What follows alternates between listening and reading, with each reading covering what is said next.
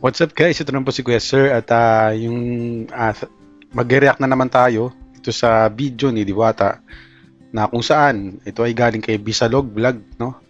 So ito ay ang pagbisita ni Marvin Agustin dito sa Diwata Pares Overload.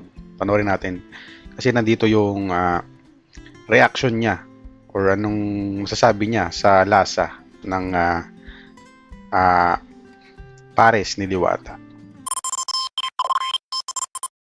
Ako pero ginawa ko naman siya pares bulalo, mas maraming laman. Okay, so ganito gagawin ko dito, sasabawan ko to.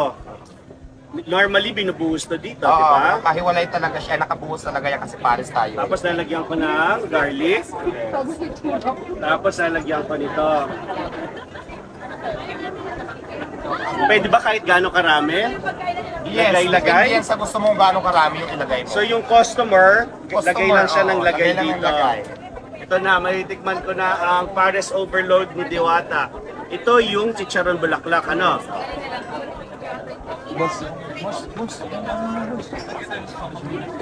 Hello, ho? Naiinggit na po ba kayo sa akin? Kumain na ho ba kayo?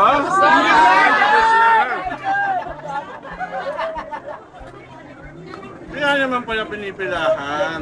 Masarap. Mura na, masarap pa. Yung iba kasi ako naman, hindi ko naman sinasabi masarap yung pares. Kung gusto nilang matry, Masarap, gusto masarap. nilang ma-experience, okay lang. Kasi yung iba, di ba, marami kasi ako nakikita ng content dito nakakain, tapos maraming aw-aw sa social media. So, depende naman yan sa inyo.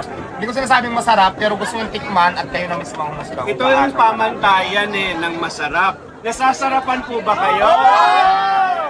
Sila nagsasabi.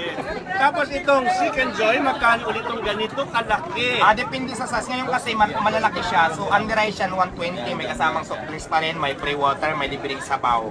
So, 120 naman yan. Pero pag mas maliit dyan, 100 lang din under rice. Nakita ko nga yung interview mo kasi minsan maliit yung manok na Oo, depende dumadating. kasi So sa nag-change dating. ka na kagad ng Nag-change naman price. tayo ng price. Oo. Pero pag malaki talaga, usually kadalasan malaki. So, 120 siya. Ito, Pero hindi na 120 siya to. masama kasi naka-under rice ka na, sulit na talaga sa 120 pesos kasi may free soft drinks ka pa, may unli sabaw ka pa at the same time. Pag nabitin ka sa soft drinks, may free water naman tayo.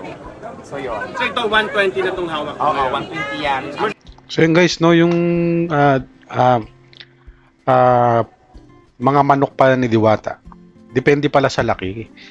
Dati naisip ko yan eh. What if maliit, no, medyo maliit, tapos maliit na yung manok, tapos same price, parang lugi naman ata. Pero ito napaliwanag dito na malaki, 120, same freebies, no, same only, at pag 100 kapag maliit. Okay. So, yun guys, nasagot na. Alam ko na ano ko na to dati pero hindi ko na maalala kung ano yung presyo. Ito guys, malinaw.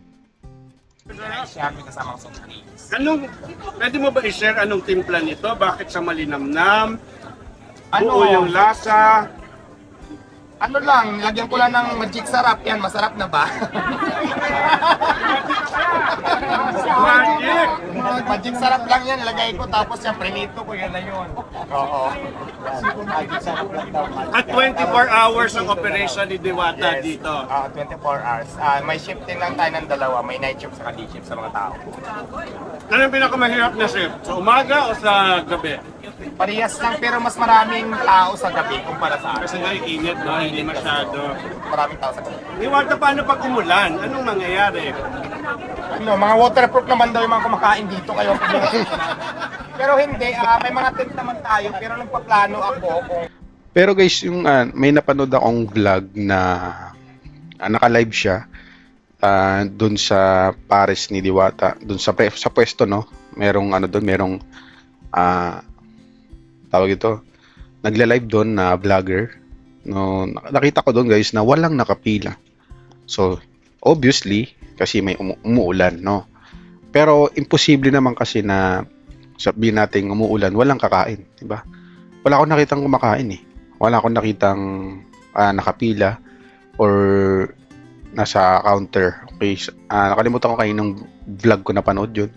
Pero unfortunately, minsan talaga siguro meron tong 0 days, no? Or dahil umuulan lang talaga Hindi natin sure. Kaya pwedeng nagsi-uwian yung mga tao kasi biglang umuulan. Kaya nagkaganon, no?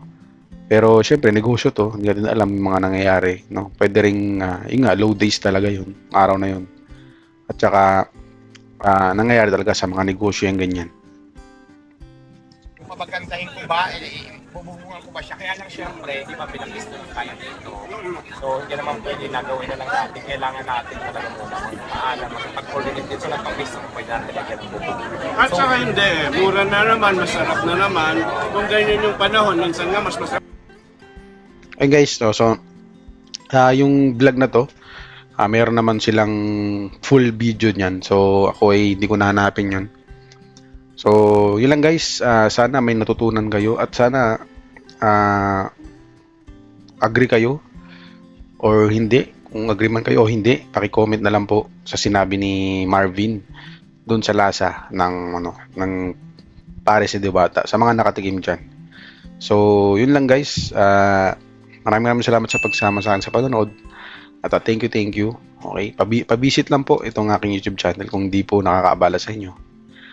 Thank you again and God bless.